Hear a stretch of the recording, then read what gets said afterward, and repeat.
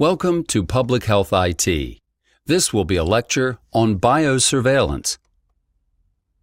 The learning objectives for the biosurveillance unit are: Number 1. Describe traditional means used to monitor and report on disease spread within a community. Number 2. Define syndromic surveillance. Number 3. Identify current data sources used to track disease. Number 4. Identify strengths and weaknesses of using EHRs for biosurveillance. Number 5. Describe process for monitoring, reporting, and analyzing EHR biosurveillance data. And 6. Identify how current and future findings from EHR biosurveillance improve public health operations and services. The definition of biosurveillance was recently modified by the International Society for Disease Surveillance, ISDS, as the collection and integration of timely health-related information for public health action achieved through the early detection, characterization, and situation awareness of exposures and acute human health events of public health significance. Traditionally, disease surveillance occurred through the healthcare providers manually reporting diseases and health conditions to the health department. Case definitions exist to define who is included as a case or as having the disease or health condition of interest. The Center for Disease Control provides case definitions for reportable diseases. The example on the right shows the CDC website's current case definition for Legionella. All healthcare providers are required to notify the health department of patients with reportable diseases, as well as of observed disease clusters.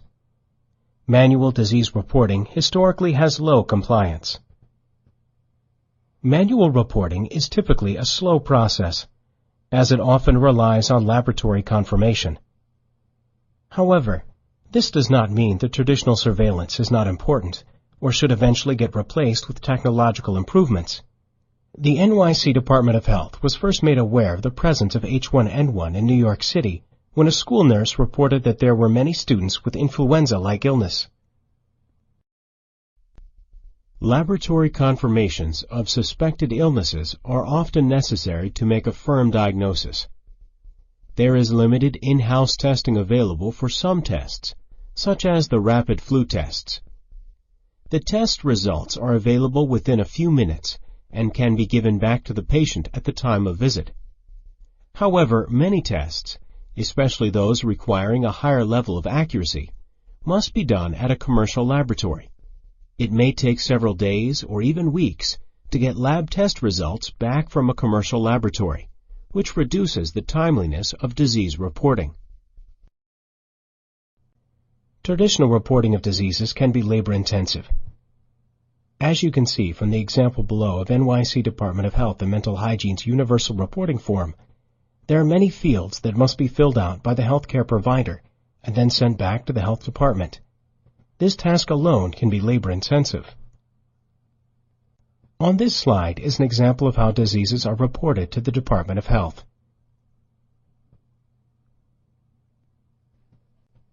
We will now start discussing the difference between syndromic surveillance from traditional surveillance. Syndromic surveillance monitors pre-diagnostic indicators of disease.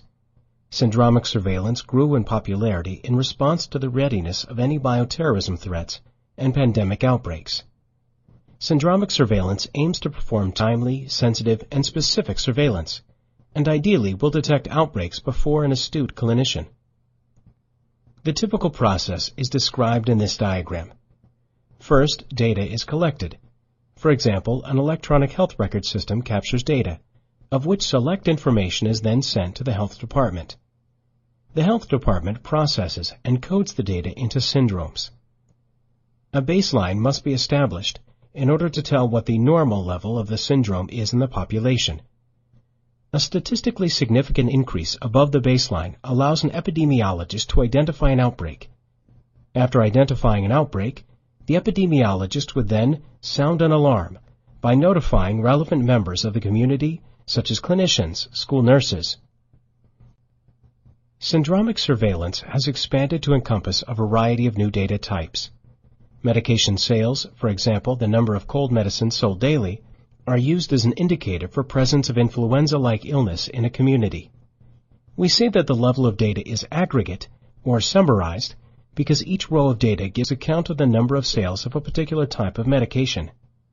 Individual level data means the data comes with each row representing an individual's information. School absences are another example of aggregate, preclinical, pre-diagnostic syndromic surveillance data. Nurse hotline calls, emergency room chief complaints, primary care reasons for visits, EMS calls, temperatures taken in a clinical setting, radiology reports, and chest x-rays are all forms of individual-level syndromic surveillance data taken at the pre-diagnostic stage. Diagnostic phase data includes diagnosis codes and text taken from progress notes. The Primary Care Information Project at the New York City Department of Health and Mental Hygiene uses a number of different EHR data sources to conduct and pilot its syndromic surveillance activities. Some of the syndromes tracked using EHR data are influenza-like illness, ILI, fever, and gastrointestinal illness, GI. Case definitions for these syndromes are based upon text in the following structured fields: chief complaint, measured temperature, and diagnosis, ICD-9 code. Here is an example of what the electronic health record would look like. Notice that this patient has a chief complaint of cough and fever, which are two key words that the syndromic surveillance system would search for as part of the influenza-like illness case definition. If the patient's record meets the case definition for a particular syndrome, for example, influenza-like illness, then that patient will be counted as a case. Syndromic surveillance data is often collected on the aggregate level. That is, only count data is collected. Here is an example of what the aggregate syndromic file looks like. There are identifying columns for the facility from which the information came, a numeric and text identifier for the measure or syndrome, the date, and the age group. The patient numerator column represents how many cases there were of the given syndrome for the given facility, date, and age group. The patient denominator column represents the total number of patients seen, regardless of whether they were positively identified as cases. Benefits to using aggregate data are that it inherently protects patient confidentiality. We may know there is one case, but we do not know who that person was. Aggregate data is also simple to use. There is no need for epidemiologists to do additional programming. On the other side of the coin, aggregate data can be difficult to validate for accuracy, and it may be difficult to get more information on a case when it is needed. For example, when the epidemiologist is conducting an investigation. Coding case definitions often entails scanning free text fields, such as chief complaint/reason for visit, for keywords indicative of particular health condition. Since there are an infinite number of ways to record a particular health condition in a free text field, programming must be done to try to find the likely cases. The code here is taken from NYC-DOH-MH's syndromic macro, which attempts to capture as many different ways a respiratory condition might appear in the chief complaint field. For example, it might appear as cough, shortness of breath, difficulty breathing, or URI for upper respiratory infection. Misspellings must be coded as well as variations and abbreviations. Before doing an analysis to look for an outbreak or increase in level of disease, you first must know what the baseline or expected levels of diseases are. There are many different ways to estimate baseline. A simple moving average can be calculated to see what the average level of disease was in the preceding days. A 7-day moving average is commonly used.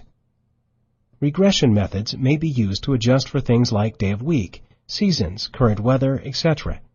Complex time series methods, such as autoregressive models, exist that can be tailored to best detect different types of outbreaks and adjust for day-to-day correlation of observed disease levels. Long-term and short-term adjustments to the baseline are often necessary. Long-term adjustments might be for seasonal trends. For example, influenza levels are higher during the winter. Secular trends, in other words, whether the overall level of a disease is increasing or decreasing over time. Environmental, such as outdoor temperature or pollen levels, which affect asthma activity. Short-term adjustments are done for the day of week, weekends, holidays, and reporting failures. After establishing a baseline, the next step is to compare the observed level with the baseline or expected level. Statistical significance testing is used to determine whether the observed level significantly differs from the baseline level. Usually, this is done by setting a predetermined number of standard deviations. When the observed level is greater than the statistical threshold, it is referred to as a signal, which then may be investigated further. Here is an example of some EHR syndromic data during the spring 2009 H1N1 outbreak. The vertical axis represents the percent of all patients meeting the case definition for influenza-like illness. The horizontal axis represents time. The blue line shows the expected number of cases, which in this example is based on a seasonal regression.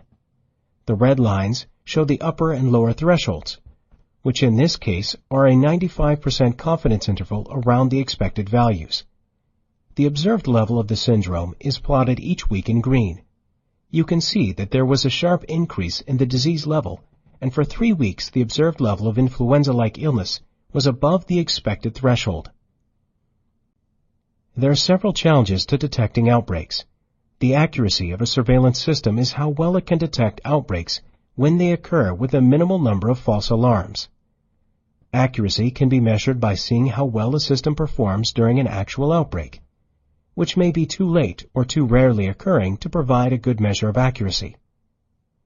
As an alternative, statisticians can create many simulations of outbreaks in the data and measure the accuracy of the system in detecting outbreaks that way. The type, size, and timeliness of an outbreak affect how easy it is to detect. As you might expect, surge outbreaks, when many people present with symptoms all at once, are easier to detect than slower building outbreaks. Smaller outbreaks are of course harder to detect than larger outbreaks. For most outbreaks, especially those that are spread by human-to-human infection, it is more difficult to detect the outbreak earlier, since fewer people are infected than later in the outbreak.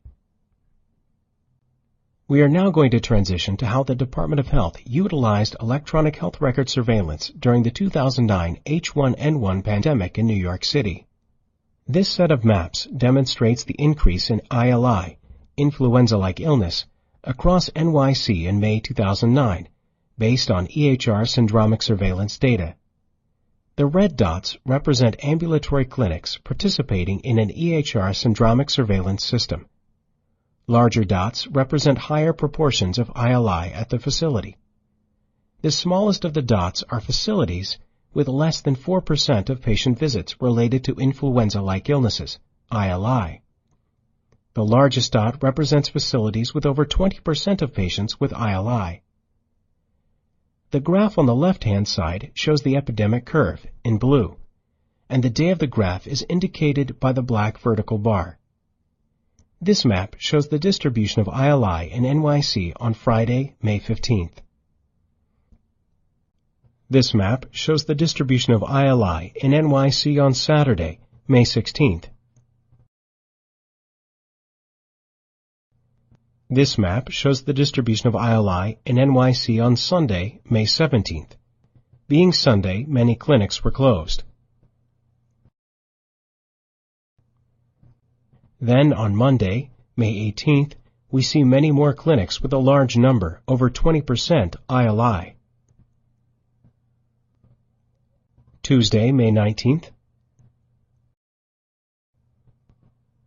Even more on Wednesday, the 20th. Thursday, the 21st. Friday, the 22nd. Saturday, the 23rd. Sunday, the 24th. Not many clinics open, but almost all have a high level of ILI. Monday, the 25th. This was Memorial Day, so we see only a few clinics open. Tuesday, the 26th. Again, lots of ILI all over the city. Retrospectively, a research project was conducted to compare the existing emergency department syndromic surveillance system with the newer primary care electronic health record syndromic surveillance system. The main objective was to determine where patients sought treatment during H1N1, emergency departments or primary care clinics. Specifically, to determine whether the timing of the increase in patient visits was different at emergency departments from primary care clinics during the spring 2009 H1N1 influenza outbreak across the 5 boroughs of New York City. The study sites included in the analysis were 58 primary care practices, 9 from the Institute for Family Health, IFH, and 49 practices enrolled in the NYC-DO-HMH Primary Care Information Project. These were generally small practices, averaging about 30 visits a day. 50 emergency room departments were included in the analysis, averaging about 250 visits a day. Looking at the map to your right, you can see that the primary care practices and the EDs were similarly distributed across the 5 boroughs of New York City. The influenza-like illness, ILI syndrome, was used as a broad estimate of actual H1N1 cases. The case definitions for ILI were similar between the facilities, but differed slightly. At the primary care practices, ILI was defined as a fever plus a respiratory-related reason for visit or diagnosis. At the EDs, ILI was defined as a chief complaint of a fever plus either a sore throat or cough, or a chief complaint of flu. The number of days of a significant increase in ILI at EDs and primary care practices were compared using a log rank test, which takes into account the fact that not all of the facilities experienced an increase. The comparison was done on a citywide level and repeated by borough to see if there were geographic differences, since the outbreak began in the borough of Queens. The analysis was done for 2 waves of the outbreak, the first being the initial wave between April 24th and May 8th. During this time, there was a lot of media coverage of the outbreak, but health officials suspected that relatively few people were truly sick. The second wave analyzed was between May 14th and June 4th. During this phase, it seemed that many more people were truly getting sick. Here is a graph of the level of ILI at the emergency departments in red, the PCIP primary care practices in green, and the IFH primary care practices in blue. From this graph, it appears that EDs increased well above its baseline around 428, whereas IFH didn't increase above baseline until after 519, and the PCIP facilities didn't show a major increase until mid-May. In the first phase of the outbreak, 424 to 58, most EDs, 86%, experienced significant increases in ILI almost immediately, whereas the increase in ILI at ambulatory care facilities occurred in fewer sites, only 62%, and was more gradual. The median days to increase at EDs was 4 days. In other words, 50% of EDs experienced an increase in ILI within 4 days of April 24th. At the primary care practices, the median days to increase in ILI was 12 days. It wasn't until 12 days after April 24th when primary care practices experienced an increase in ILI. The log rank test was highly significant, p less than 1/100,000th, meaning that the increase in ILI experienced by the ED statistically significantly earlier than that at the primary care practices. You can see that the pattern is similar for the Bronx, Brooklyn, Manhattan, and Queens, with the EDs experiencing an increase before the primary care practices. Staten Island did not follow the same pattern, but this is at least partly because there were fewer facilities in the borough. A similar pattern emerged during the second phase. Almost all EDs, 94%, experienced significant increase in ILI almost immediately, and again the increase in ILI at ambulatory care facilities occurred in fewer sites, 86%, and was more gradual. The median days to increase at EDs was 4 days, that is, 50% of EDs experienced an increase in ILI within 4 days of May 14th. At the primary care practices, the median days to increase in ILI was 8 days. The log rank test was highly significant, p less than 1/100,000th, meaning that the increase in ILI experienced by the EDs statistically significantly earlier than that at the primary care practices. This time the pattern was similar across all 5 of the boroughs, with the EDs experiencing an increase in ILI before the primary care practices. The study found that emergency departments experienced an increase in patients with ILI before primary care providers. Primary care providers were vastly underutilized during the outbreak. As a consequence, NYCDO-HMH changed messaging to encourage visiting PCPs instead of EDs for mild illness. The field of biosurveillance has been growing alongside the expansion of electronic health records and data sharing. As part of meaningful use requirements for EHR reimbursements, providers may send syndromic surveillance data to local health departments. This will provide many more health departments with electronic health record syndromic surveillance data. Syndromic surveillance is also expanding to make use of regional health information organizations, RHIOs, and other hubs that connect an individual's health information across providers and facilities. However, an increased reliance on electronic data requires the incoming data to be accurate and of good quality.